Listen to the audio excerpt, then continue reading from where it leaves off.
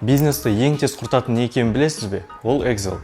Шыны керек экспресс-кар автокөліктерді жалдау компаниясы кестелерге байланысты болып қалған еді. Өтінімдерді жоғалтып алатын, төлемдерді шатастырып, басшы рекламаға кеткен ақшаның қайда кетіп жатқанын түсінбейтін. Біз мұның бәрін бір қадаммен шештік.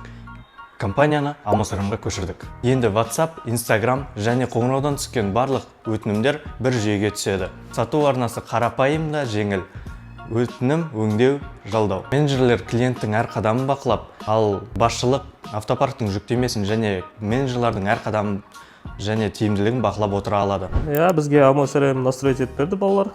Өте күшті программа. Біз бұрын до этого қолмен жазатынбыз бәрін. Кестені, қалай келді, қалай кетті машиналарын.